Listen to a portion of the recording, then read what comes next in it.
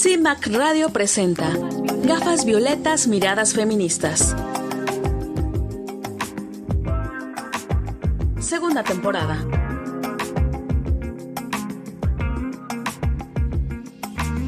Constituyentes MX Feministas.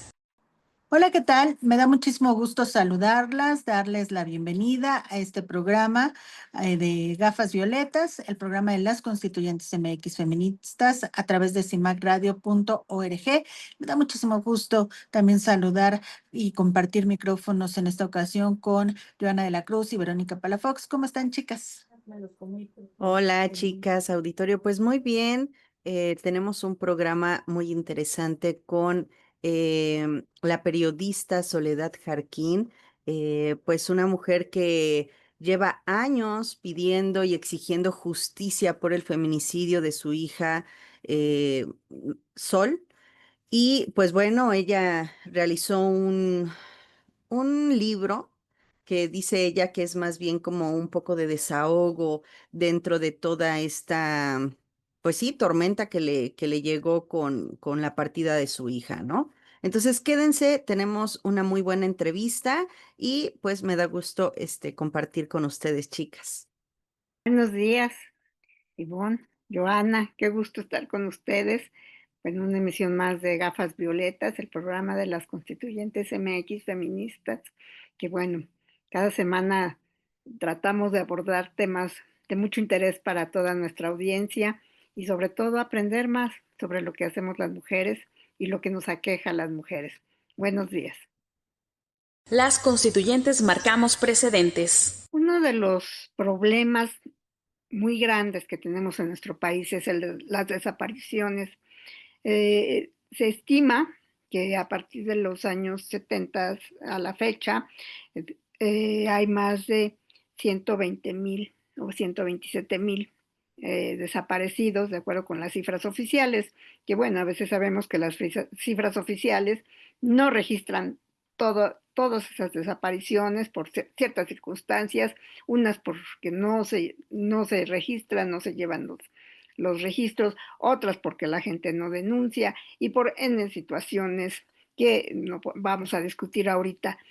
Estas desapariciones ha dado lugar a que se formen organizaciones de madres buscadoras, que muchas van acompañadas de sus familiares, porque también los padres se involucran en esto, pero a la fecha, fíjense de qué tamaño será el problema, que ya hay, según el periódico El Economista, ya hay más de 200 organizaciones aglutinadas en el movimiento nacional por nuestros desaparecidos. Y en el movimiento Nuestros Desaparecidos en México tiene más de 80 organizaciones. Esto es lo que hace que dimensionemos el problema de una manera pues muy notoria, porque finalmente decimos, ¿por qué se requiere tanta gente, tantas personas buscando por todo el país? Se iniciaron en algunos estados como Sonora, en Chihuahua, donde empezaron las madres a buscar a sus hijas desaparecidas, a sus hijos desaparecidos. Después tuvimos el caso Ayotzinapa y así podemos hacer una lista larga de casos de desapariciones. Y bueno, uno de los problemas que enfrentan todas estas mujeres, sobre todo que están en los campos buscando un pedacito de hueso, una pista para encontrar a sus seres queridos y bueno, se pasan largas jornadas ahí, pero independientemente de este esfuerzo físico, emocional que les lleva ahí, cuando buscan a las instancias oficiales para tener un respaldo, porque yo creo que el Estado, y eso lo hemos dicho muchas veces, y lo han dicho los especialistas, pues el Estado tendría que hacerse responsable de esta tarea que están realizando estas mujeres y sus familiares, buscando a sus desaparecidos, que pueden ser jovencitos, grandes, bueno, sus hijas, muchas de ellas, pues ellas están realizando este gran esfuerzo. Y cuando se han acercado a las autoridades, como lo hemos visto en otros casos, lo hemos visto en notas periodísticas, lo hemos visto en reportajes, las hemos escuchado en las marchas hablando de toda esta situación, resulta que ante las autoridades no tienen un respaldo, no tienen una respuesta que ellas esperaban. Y incluso muchas de ellas son víctimas, las revictimizan, son víctimas de, pues de que no las reconocen, incluso las violentan, las maltratan o las ignoran. Entonces, imagínense esta situación en las que está una mujer, una madre, que está buscando a su hijo o está buscando un respaldo de las autoridades, y al llegar ahí vuelve a ser víctima de las circunstancias, víctima de un Estado que no da una respuesta real a ellas, ¿no? Acabamos de ver también el caso de los crematorios, que también pues, muchos ni siquiera cremaron a sus seres queridos, ¿no? ¿Y dónde están? No se sabe.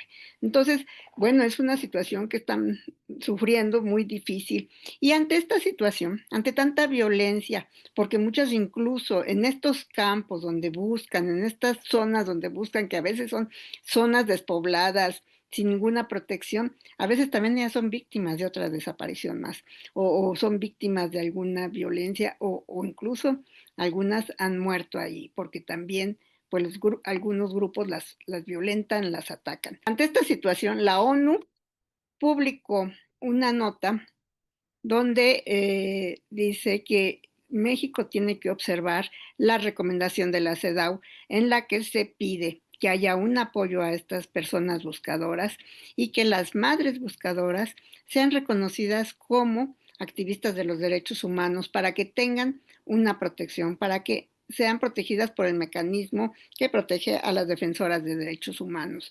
Pero esperemos que pues esto se resuelva, porque la situación es muy grave. Fíjate que se empalma, Berito, con un informe que dio a conocer Amnistía Internacional sobre la búsqueda de personas desaparecidas, y los factores o todas estas, pues digamos que situaciones que no se ven a simple vista, pero que son afectaciones a todas estas madres buscadoras que lo único que están tratando de hacer es el trabajo del gobierno, ¿no? Porque pues su trabajo debería ser buscar a estas personas, pero debido al desinterés de nuestras autoridades, estas mujeres, estos familiares, todas las personas que están pues desesperadas por encontrar a sus familiares, se ponen a hacer el trabajo. Y en este informe, pues se hablan de algunas historias de todas las mujeres de más de 600 mujeres, y de estados de México, de El Salvador, Guatemala, Honduras, en donde realmente hablan de las afectaciones que se les quedan, ¿no? Tanto psicológicas como físicas, como económicas, porque obviamente dejan trabajos, dejan pues casi prácticamente su vida porque se tienen que ir desde muy temprano, tienen que buscar recursos de donde puedan para comprar, decían, para comprarse pues su desayuno, su comida, para aguantar tantas horas caminando en búsqueda de, como lo mencionas, de algún resto, de alguna señal, de algo que las haga pues tener un poco más de seguridad o más de tranquilidad para que pues no sé, ¿no? En dado caso que encontraran a sus familiares, se sintieran un poquito más aliviadas, porque pues no podemos decir que se van a recuperar al encontrar a su familiar, ¿no?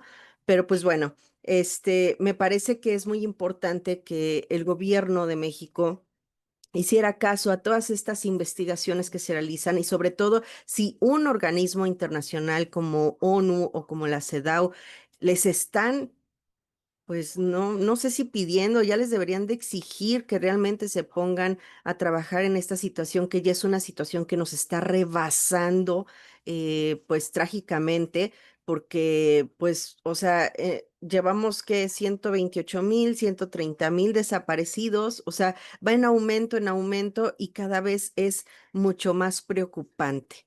Em, Creo que el hecho de que les hagan este reconocimiento de que las mujeres buscadoras realmente son, pues luchadoras o que están viendo por los derechos humanos, me parece que sería una pequeña de las cosas que debería de hacer el gobierno mexicano. Qué bueno que retomas ese informe, Joana, porque me parece que es importante destacar estas cifras que arroja. O sea, lo que presenta Amnistía Internacional al mismo tiempo o en concordancia con lo que dicen estos organismos internacionales. Amnistía Internacional México es quien hace este estudio, pues son datos muy interesantes. Destaca, por ejemplo, estas miles de mujeres que han asumido esta tarea, que es pues realmente impensable, ¿no? Tener que buscar a tu propio hijo, porque aunque haya autoridades a las que se les paga para ello, pues no lo están haciendo. Se han organizado en más de 230 colectivos, las cuales pues se han dedicado a rastrear estas pistas, a recorrer desiertos, a abrir fosas clandestinas, a exigir la verdad, justicia y reparación del daño. Entre otros datos interesantes que arrojan, por ejemplo, es que hay un patrón alarmante, que es a las mujeres que son madres buscadoras en México, se les asesina, se les desaparece y se les amenaza. Al menos 16 han sido asesinadas entre 2011 y 2025 y muchas otras han tenido que huir de sus hogares y casas y tienen que hacer frente a la estigmatización en sus comunidades, a la discriminación por ser mujeres, indígenas o migrantes y a un profundo pues ajetreo, deterioro en su salud física y mental, porque además pues se quedan sin empleo porque se dedican a se dedican a buscar a sus hijos y descuidan, obviamente, su salud física y no tienen ingresos. Y bueno, todo esto, obviamente, permeado por este contexto de impunidad que sabemos que existe en nuestro país, donde pues el índice de crímenes en contra de mujeres es de impunidad en contra de los crímenes relacionados con mujeres es de más del 90%. Entonces, estos datos nos dan pues un panorama de lo urgente que es observar pues medidas drásticas, importantes que se deben de atender, que se deben de poner para las mujeres que se dedican a buscar a todos estos desaparecidos, porque en México a las autoridades no les interesa. Y aquí en la nota leo un parrafito que dice que entre las recomendaciones pendientes de implementarse, además de que se reconozca a las mujeres como defensoras de los derechos humanos, es que también no está tipificado penalmente un informe de desaparición forzada. Otro pendiente es la simplificación y eficacia de protocolos de alertas y el fomento de registros oficiales y estadísticas confiables. Por eso decíamos, la estadística que nos dan es de 127,000 desaparecidos, sin embargo, podríamos pensar que pueden ser muchísimo más, ¿no?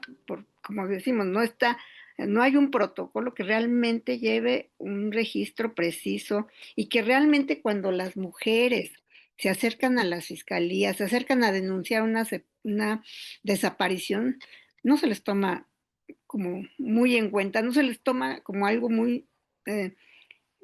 muy, en una denuncia formal. Normalmente, ¿cuál es la primera respuesta? Pues espere a ver si aparece, eh, pregunte si no se fue a algún lado, ya sabemos las respuestas típicas, ¿no? Que nos minimizan esto, pero pónganse en el lugar de una madre que está en su casa esperando que su hijo llegue del trabajo. En esta ciudad hay cientos de personas que no llegan a sus hogares diariamente, ¿no? Por alguna circunstancia, a lo mejor unos por propia voluntad, pero muchos más, también hay mucha gente que no regresa nunca a su casa, ¿no? Sea por un accidente, sea por una desaparición, pero no podemos estar seguras dónde están, ¿no? Cuando cuando una gente no llega a la casa, pues se acude a las instancias oficiales y sin embargo sentimos que estos tiempos de espera, este lapso en lo que se considera que hay una desaparición es muy largo y muchas veces ya es demasiado tarde. ¿Cuántos casos de feminicidio pudieron haberse evitado cuando las chicas no llegaron a su casa y si inmediatamente se hubiera emitido una búsqueda realmente a conciencia y realmente eh, amplia, podría haberse evitado algún caso de esos. Quisiera nuevamente poner énfasis en esto que tiene que ver con la impunidad.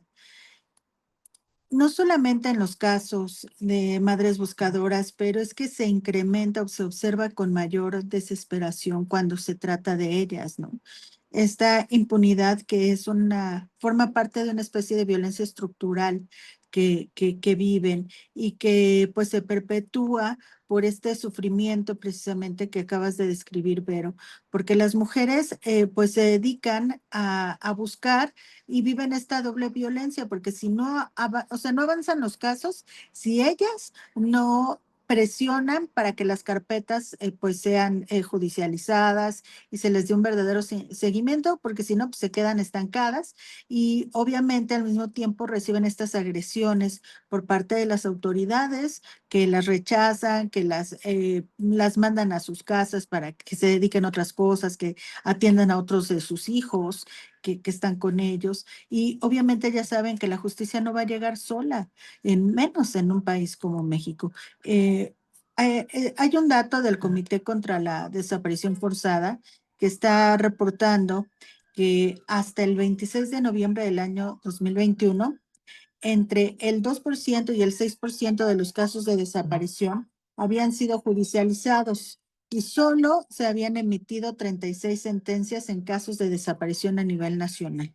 Cuando hablamos de desaparición forzada, y es importante resaltarlo, hablamos de autoridades involucradas en estas desapariciones. Puede ser policías o de un más alto cargo, ¿no? Dentro de la estructura de gobierno. Y, insisto, la impunidad acumulada que llega a índices del 99%. Hacemos una breve pausa. Estamos en Gafas Violetas, Miradas Feministas. En CIMAC Radio queremos escucharte. Queremos escucharte. Comunícate con nosotras al 5535 0847 61. 5535 0847 61. Y déjanos conocer tus opiniones sobre nuestra programación. CIMAC Radio, periodismo con perspectiva de género. Regresamos a seguir tirando al patriarcado. Constituyentes MX Feministas. Estamos muy contentas de que haya aceptado platicar con nosotras, una periodista oaxaqueña y defensora de derechos humanos. Ella es Soledad Jarquín Edgar y bueno, para nosotras es muy importante conocer de cerca, pues lamentablemente por el hecho de que ella está o que ha pasado desde el 2018 a la fecha, pero conocer con ella y platicar con ella y que nos comparta cómo va el lamentable feminicidio de su hija, María del Sol, y también la publicación de un libro. Entonces, le doy la más cordial bienvenida. Hola, Soledad, ¿cómo estás? Muchísimas gracias, Ivette, por este espacio. Yo encantada de estar con ustedes. Muchas gracias. Me gustaría conocer, que nos platicaras cómo, pues hablar del libro y hablar de todo este trabajo que has hecho en la defensa de que no quede impune el feminicidio de tu hija. Me gustaría que nos platicaras cómo ha sido todo este tiempo, cómo inició. Ahora sí que por donde tú gustes empezar con la plática. Hace un tiempo que tuvimos la iniciativa de empezar a escribir cosas casi desde que sucedieron, desde los primeros momentos de que sucedió el terrible asesinato de María del Sol Cruz Jarquín, junto con una candidata que estaba dentro de una planilla a la presidencia municipal de Juchitán de Zaragoza y el chofer de la candidata. Casi desde ese 2 de junio de 2018, cuando yo estaba trasladando el cuerpo de mi hija de Juchitán a la ciudad de Oaxaca, es cuando yo pues empiezo a escribirle a ella y me di cuenta que para mí era muy importante. Eh, Primero lo hago porque yo le quiero decir al mundo lo que acababa de pasar, que yo estaba, cómo había encontrado a mi hija. con los días yo siento la necesidad de platicar con María del Sol para irle contando lo que está sucediendo, cómo me siento yo así a lo largo del tiempo. Entonces el libro tiene una selección de esas cartas, de esas poesías, de esas narrativas que yo le hago a María del Sol. El libro que se llama Revelaciones de un crimen de Estado, impunidad, complicidades. Entonces yo le hago a ella esa narración que después se viene al libro, porque yo lo empiezo a hacer como una especie de entablar un diálogo con ella. No tenía yo la intención en ese momento de escribir ningún libro. Entonces, pues ahí me quedo durante mucho tiempo. Luego me doy cuenta, gracias a que voy a un taller al que me invitan las compañeras de consorcio, y ahí me doy cuenta de que efectivamente el escribir, el contarle, el decirle, según yo te digo, entablando un diálogo que en realidad era un monólogo, pues yo me siento mucho más tranquila. Sí sirven estos procesos de la escritura, es terapéutico, y bueno, luego surgió la idea ya mucho tiempo después, cuando habían pasado ya los años, cuando nos damos cuenta de que el proceso judicial no va para ningún lado, cuando vemos que lo que vamos a encontrar en este camino de la justicia mexicana es solo impunidad, es cuando decidimos escribir un libro bajo esta mirada de que hay muchas formas de hacerle justicia a las personas. Entonces, así es como nace el libro, que la verdad es, pues, tiene ya el libro en sí lo que es una narración del proceso judicial, de lo que nos encontramos y de todo lo que hemos vivido como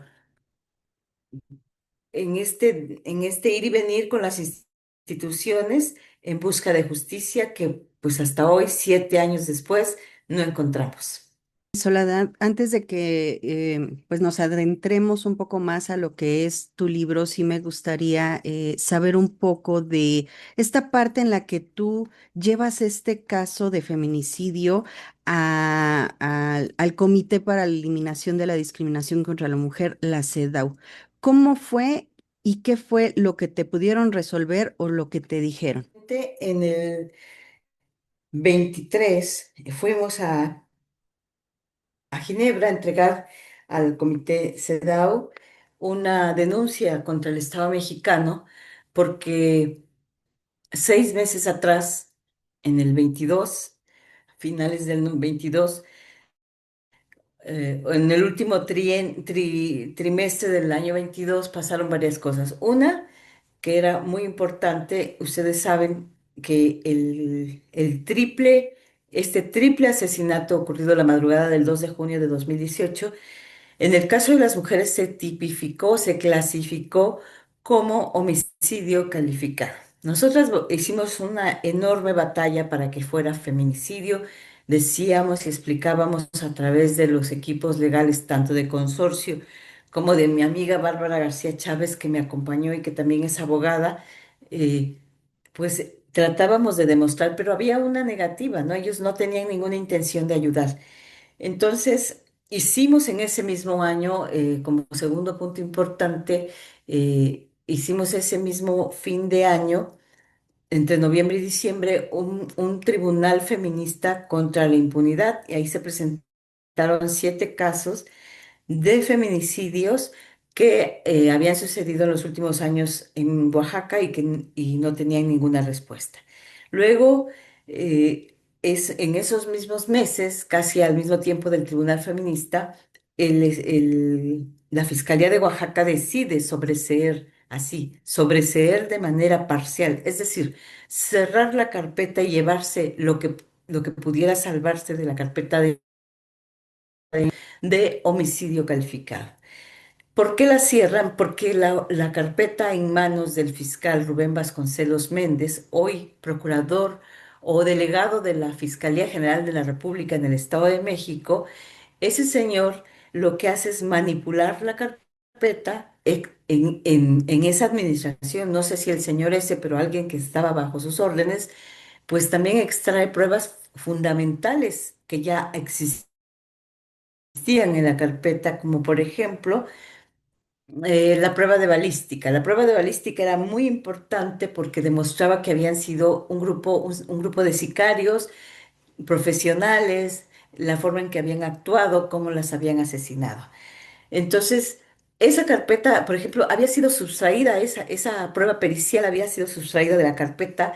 Se descubre también que ellos siempre nos habían manejado que había un testigo que ellos estaban protegiendo porque corría riesgo su vida.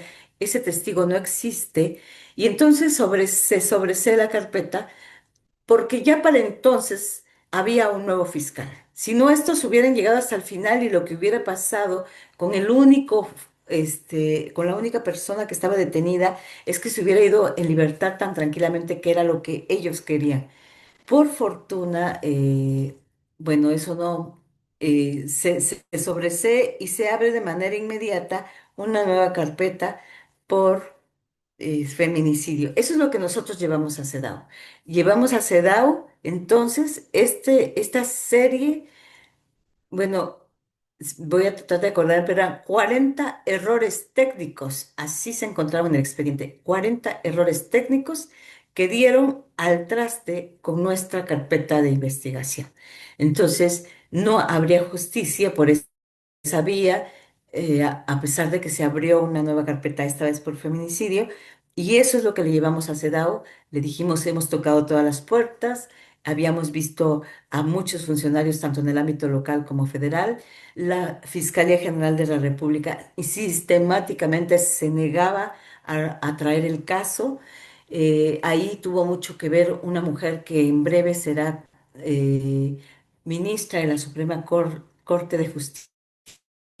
Entonces ella era fiscal de derechos humanos, Sara Irene Herrerías. Ella obstaculiza, en lugar de ayudar, ella obstaculiza, ella desde su perspectiva y desde el primer momento, a mí me dice, no vamos a traer este caso, a pesar de las muchas cosas que ya sabíamos en ese momento, como el uso de armas de alto poder, de uso exclusivo del ejército, que antes era un elemento para ser atraído, como el hecho de la actividad que se estaba desarrollando María del Sol, que aunque estaba como una servidora pública de la Secretaría de Asuntos Indígenas, en ese momento ella era la titular de la coordinación de comunicación social del Departamento de Comunicación Social Indígena Intercultural de esa Secretaría, y además estaba en un contexto de elecciones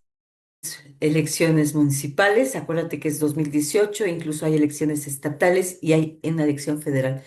Además, si le quieres agregar, había un componente que, bueno, también se quedó en el aire, que es el componente del crimen organizado operando en ese lugar. Entonces, a pesar de estos elementos, Sara Irene Herrerías, casi ministra de la Suprema Corte de Justicia de la Nación, se negó sistemáticamente.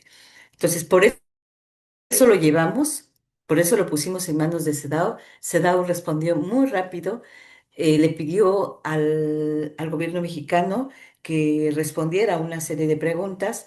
Todavía nosotras pudimos responder a las respuestas de la Secretaría, y perdón, nosotras como víctimas indirectas acompañadas de consorcio respondimos a las respuestas que había dado el gobierno mexicano. Y bueno, ahora solamente estamos esperando que suceda el milagro, ¿no? El milagro de que por esa vía, la vía internacional, sí tengamos acceso a la justicia.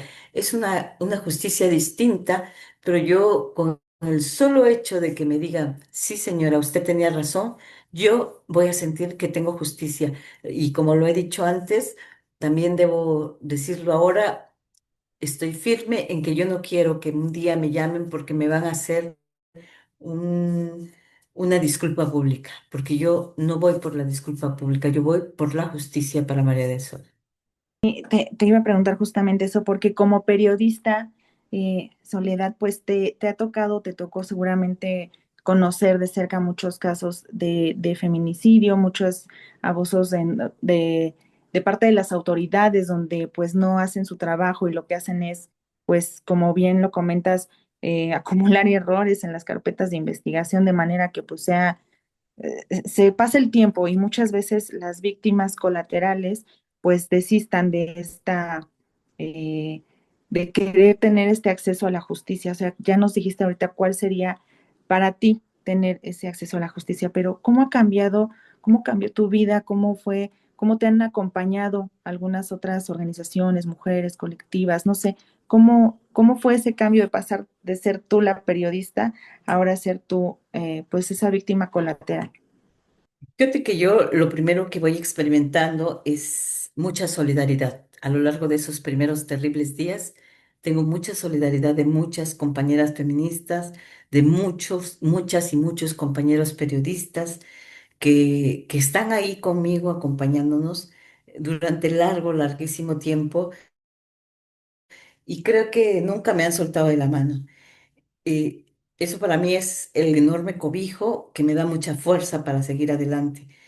Y mi vida pues cambió radicalmente, mi vida personal cambió radicalmente porque yo tenía que encontrarle, hacer que este crimen no quedara impune.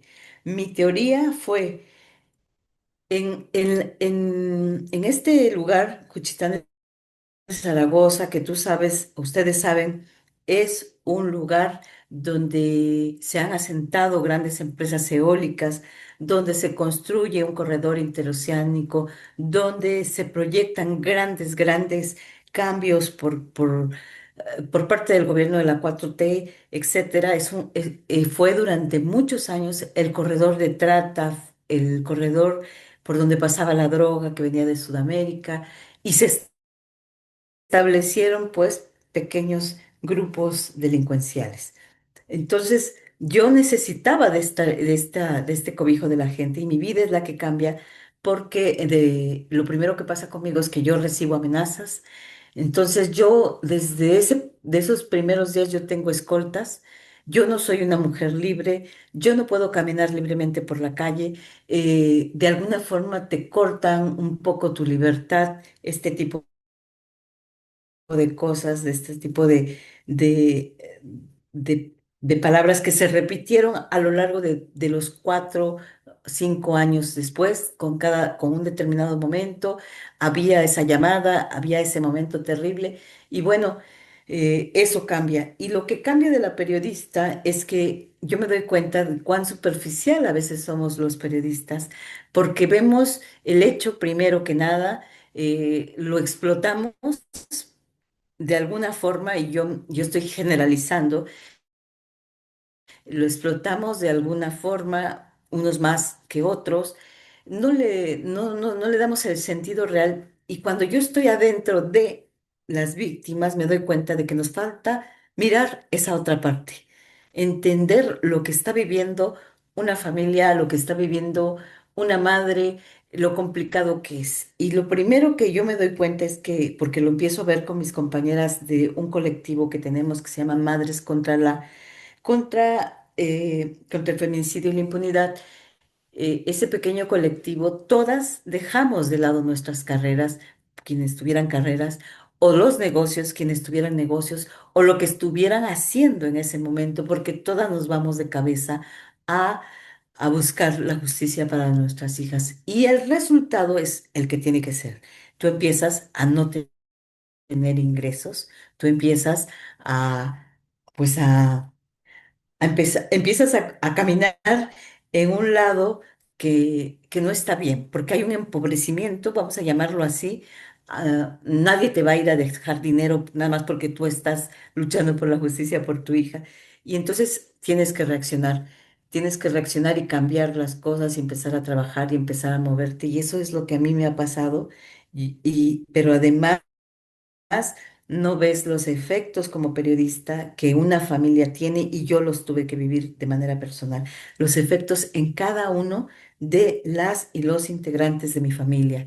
El sobrino de 6 años que perdió a la tía adorada, las hermanas que sufrieron impactos emocionales y que repercutieron en su salud física por largo rato y todavía hasta muy poco tiempo hace que siguen teniendo efectos negativos. Y la abuela y todo mundo tiene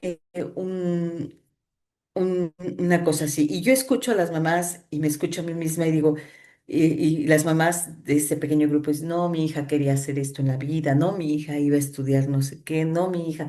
Y es cuando yo me hago la pregunta, eh, ¿cuánto hemos perdido, no? Pero ahí perdemos todos, y todas, pierde la familia a una persona que tenía muchos sueños, que tenía mucha capacidad, que tenía muchas habilidades, pero también la sociedad pierde a una persona que pudo haber hecho algo distinto por la sociedad y quizás por la humanidad. Y pues si contamos que cada año 3.000 mujeres en este país son asesinadas en promedio, pues, pues estamos diciendo que estamos perdiendo a 3.000. No solamente era la mamá, no solamente era la hija, no solamente era la hermana, eran posibilidades potenciales. Y en el caso de que fuera solo la mamá, también hay hijos en orfandad que requieren de esa mamá. Entonces, todo eso lo tenemos que dimensionar nosotras y nosotros como periodistas para ver, a ver si de casualidad el Estado entiende de qué se trata lo que nos está sucediendo. Oye, Soledad, cuéntanos, ya está a la venta este libro, Revelaciones de un crimen de Estado, lo estás recién publicitando. Cuéntanos cómo es ahorita en qué momento se encuentra este libro. Bueno, gracias. Estamos haciendo, mira, el libro, primero yo digo, no debió de haberse escrito nunca. Es un libro que cuenta esta historia, estos 7 años, estos procesos que se fueron al fracaso. Recuerda que fueron tres delitos los que están en proceso judicial, uno en proceso administrativo, y bueno, todos están en ningún lugar, es decir, no hay justicia por ningún lado. Uno es el feminicidio, el otro, que la carpeta, te digo, se sobreseyó ya de manera total en diciembre del 2023, porque había pasado mucho tiempo, según la fiscalía, y no había posibilidades de recuperar ni las pruebas ni nada. La carpeta de investigación por robo del equipo de trabajo de María del Sol, hay una persona sentenciada, pero casualmente cuando la Ministerio Público le dice en la audiencia final, si llama a sus compañeros para que trasladen a la persona que acaba de ser sentenciada al penal, el juez dice, no, él solito se va, le voy a dar 3 días para que él solo se interne en ese plazo. Por supuesto, ya pasaron 3 años. El sentenciado, es decir, quien se robó las cosas de María del Sol, no, pues no ha sido internado. Y el tercer delito es el delito electoral, porque por el hecho de ser María del Sol una trabajadora de una dependencia del Estado que mandan a apoyar una campaña política, es claro y evidentemente un, un delito electoral. En esa carpeta a mí me sacan, ya no soy víctima indirecta, porque ahí la agraviada es la sociedad, pero al sacarme a mí, pues hacen la simulación de que la judicializa y desde 2019, cuando se judicializa, el juez dice, no, no está en mi cancha, hay un recurso de apelación que designan y le dicen al juez si lo tiene usted que hacer, pero pues no pasa de ahí y no ha pasado de ahí. O sea, estoy hablando ya de todos estos más de 5 años sin que no han movido un solo dedo las autoridades. Y la otra carpeta es por delitos administrativos, es decir, corrupción, malos manejos y desvío de recursos. Tampoco ha terminado el proceso. 7 años después, ni esos procesos han terminado y hay una evidente impunidad. Entonces, todo eso relata este libro, donde además se incluyen esas cosas que yo les decía que empecé a escribir durante largo rato y hice una selección.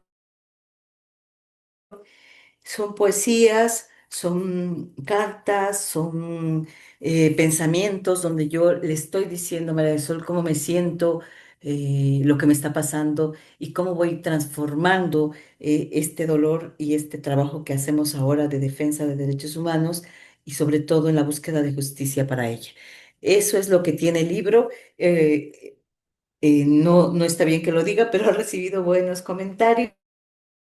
El dinero que se recabe de este libro no es para mantenerme, sino es para que yo pueda seguir caminando en la República Mexicana y tratar de enseñarlo lo más posible. Y si nos alcanzara, pues hacemos una nueva reimpresión. Si no, veremos de dónde sacamos el dinero, pero yo creo que vale la pena y se lo decía a otras madres hace unos días que, que este libro pues será un testimonio de un feminicidio que como una, ¿cómo le llamas esto? Como un botón de muestra, dijéramos, de los muchos que seguramente están en la condición en el que está el de María del Sol y de este peregrinar que tenemos que emprender las familias para ver si un día algún juez nos hace caso y y da la justicia que se tiene que dar. Entonces, en este libro hay algunos capítulos un poco fuertes porque lo que yo encuentro en este caminar, pues es como periodista, aquí está la madre, está la periodista escribiendo y como periodista pues yo encuentro cosas como por ejemplo el hecho de que se ocultó eh, una carpeta de investigación que se llama Cuaderno de Colaboración, que se hizo de manera paralela a la carpeta de investigación y que conocían las autoridades desde el 2020, justo cuando nosotros estábamos por entrar ya a la etapa intermedia del proceso judicial con un detenido que había y que en y como no se investigó, yo lo pongo solamente como uno de los elementos de no investigados, pero pues que nos llevan aún hoy, senador de la República de Morena, que pudo haber dado 40 millones de pesos para que fuera asesinada la candidata en ese momento y de paso María del Sol y su chofer. Y hay otra hipótesis que tampoco se investigó, a pesar de que la conocía la autoridad, pues lo que nos lleva a eso, ¿no? A ponerle nombre al libro, que son Revelaciones de un crimen de Estado, porque el Estado, el gobierno de Oaxaca, en complicidad con otros poderes y con miembros de la propia sociedad, pero del lado de la delincuencia organizada, impiden que lleguemos al fondo del asunto. Eso es lo que pueden encontrar en este libro, que que está caminando el país, dijéramos. Ahorita ya llevamos recorrido Hidalgo, Oaxaca, en el agosto lo vamos a terminar con Monterrey, Saltillo. El próximo, siguiente mes iremos a Chiapas, Veracruz, Cuernavaca y otros estados en octubre y así vamos poco a poco sumando las presentaciones porque creo que es importante que lo conozcan y lo que le digo a las madres es que cada una tiene que escribir su propia historia como pueda escribirla, porque tenemos que dar las madres fundamentalmente, dejar un testimonio de una época que espero que un día desaparezca, pero para que no se nos olvide que hubo mujeres que fueron asesinadas y que no tuvieron justicia. Y por tanto fue un momento muy oscuro para la sociedad mexicana. Sí, pienso muchas cosas porque por un lado, la verdad es que me conmueve mucho escucharte como madre, yo siento que estamos platicando con la mamá de María del Sol. Y también creo que es muy importante lo que estás diciendo, de dejar ese testimonio. Muchas de las cosas que hacemos, por ejemplo, quienes estamos en algunas colectivas o como feministas en nuestro andar diario, pues es esa lucha y esa exposición de todo lo que se está viviendo y de cuál es el motivo por el que nos estamos juntando y diciendo, está sucediendo esto, están matando o nos están matando y no se está investigando. Entonces, sí creo, como dices tú, que es muy importante que se dejen estos testimonios de esta etapa tan terrible de nuestro país y que también como lo comentas, y mejor dicho, no puedo estar de que ojalá algún día esto termine. Me gustaría saber cómo podemos nosotras adquirir el libro. Bueno, estuviste haciendo unas presentaciones hace poquito en Ciudad de México, en la librería Utópicas, me parece que por ahí te vi, pero no se vas a regresar, ¿cómo lo podemos adquirir? Y cómo te Fíjate, podemos seguir en redes sí. sociales. Cuéntame. Bueno, en redes sociales está el Facebook, donde está mi nombre, Soledad Harkin Edgar, en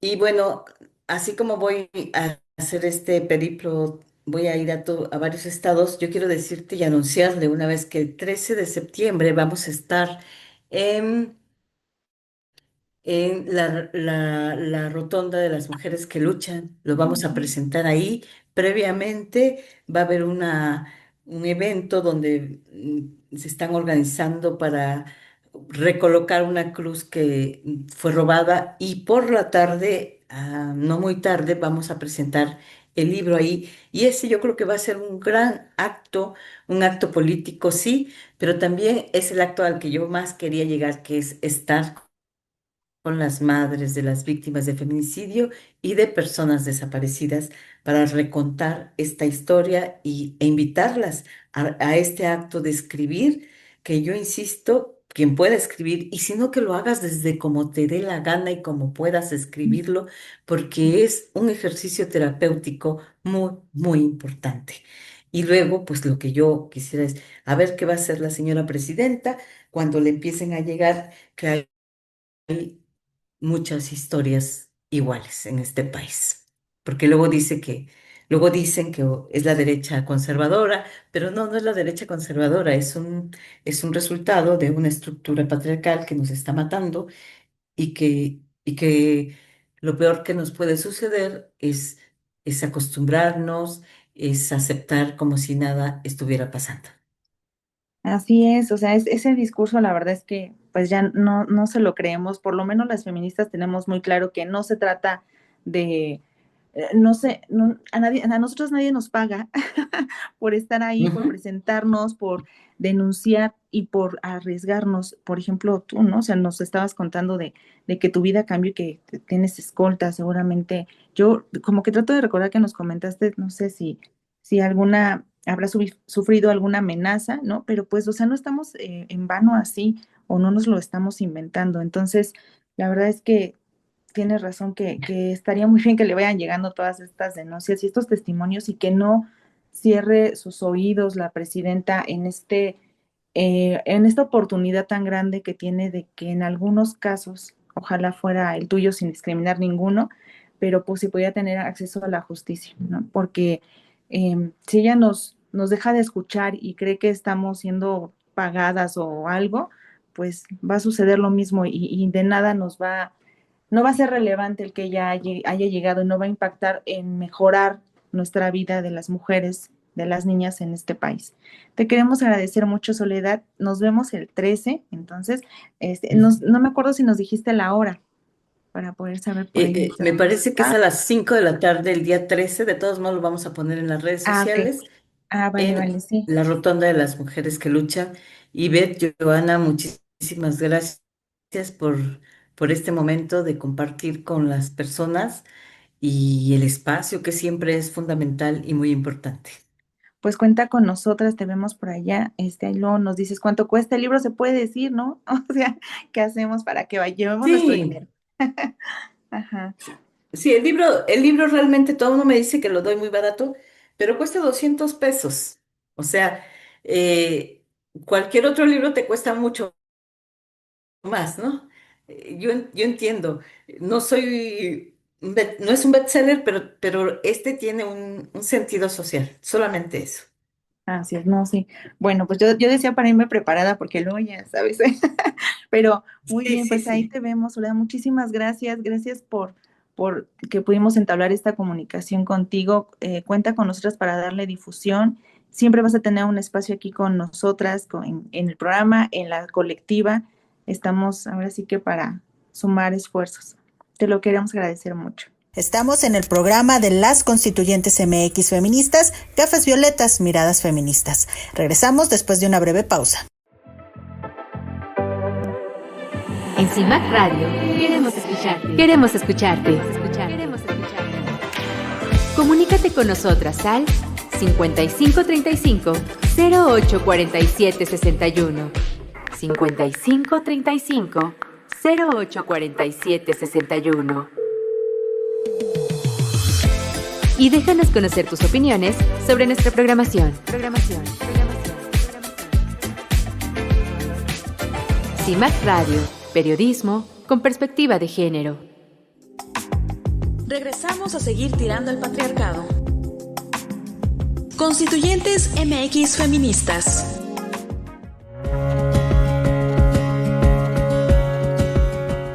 El caso del intento de feminicidio de Marisela Zenaida Gómez, quien sufrió graves heridas por machete provocadas por su esposo Ricardo Hernández Feliciano, líder del PT del municipio de Chilón, Chiapas, es muy grave.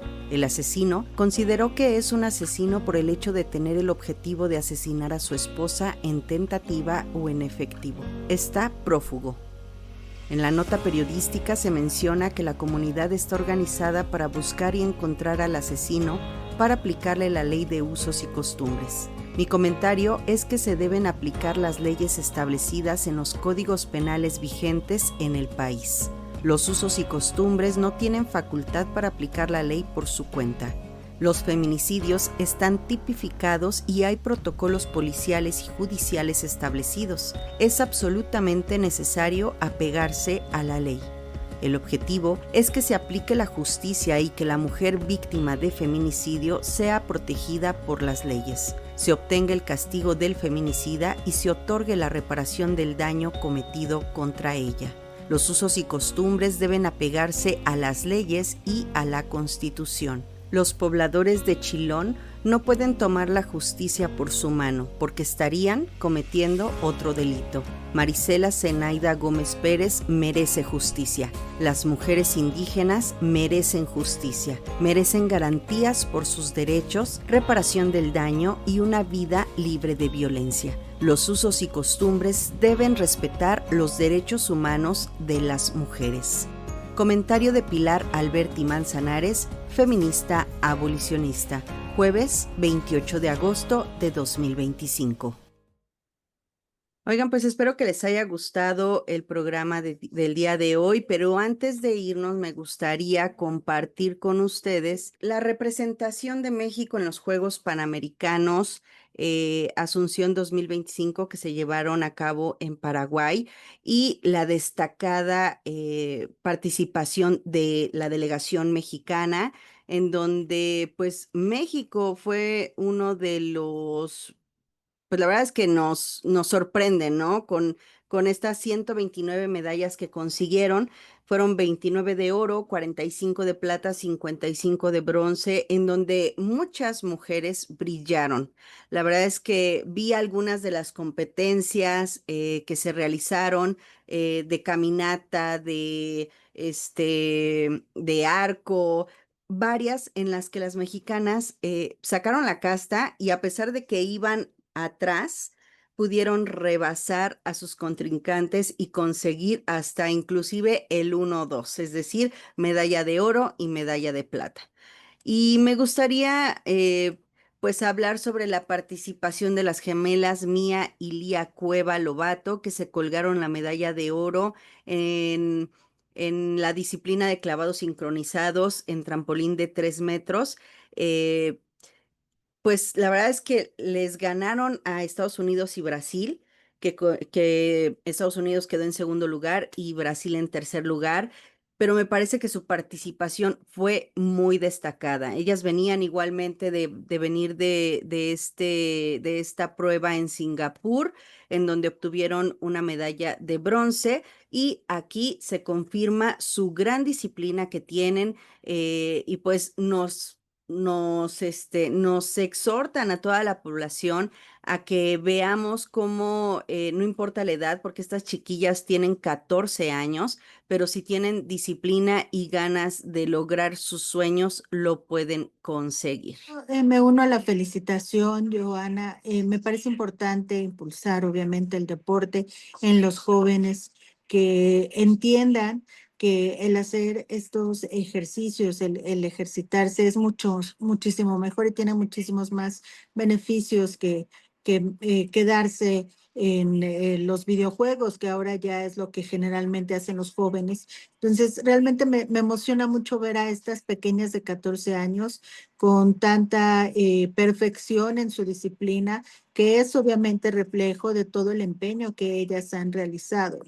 Conocer cómo esta historia es algo que nos motiva, por supuesto, que nos inspira y que me deja pensando en que hay posibilidades de que las chicas, los chicos puedan resaltar en este tipo de deportes, en este tipo de disciplinas. Y insisto, que esto de que la juventud está perdida, pues que se borre por completo y nos deja la idea de que no, en realidad se pueden hacer todavía muchísimas cosas muy buenas. Y qué bueno que disfruten de su juventud haciendo ejercicio, ¿no? Haciendo deporte, metiéndose a una disciplina de estas. Sí, esperemos que estas chicas, por su empeño y por toda esta, como tú dices, cualquier deporte implica disciplina, implica una fortaleza emocional también, porque te enfrentas a una situación muy estresante, ¿no? Entonces, es toda esta preparación y todo esto. Esperemos que, pues, lleguen a las Olimpiadas y, pues, sean de las mujeres que nos han hecho sentir muy orgullosos y orgullosas a los mexicanos, ¿no? Sobre todo a las mujeres, para que más chicas vean que sí es posible hacer cosas que nos gustan y que, bueno, con empeño, con dedicación y con el apoyo, por supuesto, creo que de su entorno, porque a veces, pues, si no hay un apoyo de las autoridades, pero si hay un apoyo familiar o de sus profesores, pues logran muchas metas, ¿no? Sobre todo estas, como este es un ejemplo, pero hemos tenido otros más, de chicas que han pensado que pueden romper las barreras estas del no puedes y sí pueden y nos los han demostrado. Entonces, pues felicitaciones a estas gemelitas que, bueno, a pesar de su corta edad, pues ya han sido un orgullo para nuestro país. Así llegamos al final de esta emisión de Gafas Violetas, Miradas Feministas, el programa de las Constituyentes MX Feministas. Le agradecemos mucho que haya estado con nosotras, que compartan sus puntos de vista sobre los temas que estamos tratando. Por supuesto, la invitación es a que sigamos en contacto a través de las redes sociales de las Constituyentes MX Feministas y también las de cimacradio.org. Muchísimas gracias, Vero. Muchas gracias, Joana. Gracias, chicas. Pues como siempre, un placer poder compartir este espacio con ustedes y pues nos vemos la próxima semana con temas muy interesantes, con nuevas entrevistas y demás. Verito, ¿tenemos frase? Sí, ahora sí, me disculpo no haber estado la vez pasada, pero bueno, a veces hay imponderables y cuestiones familiares que pues no nos permiten estar aquí, pero de todas maneras, pues con todo gusto siempre participo en el programa junto con ustedes, con Ivonne, contigo, Joana, y cuando está Ivette también. Me da mucho gusto estar con ustedes. Y tenemos una frase, volviendo a los temas tristes, es una frase de una madre buscadora, ahora no es de ninguna famosa, sino una madre buscadora que representa a las demás. Y su frase dice, el Estado no busca, porque si busca, se encontraría a sí mismo. Gracias por habernos acompañado. Gafas Violetas, Miradas Feministas. Segunda temporada. Constituyentes MX Feministas.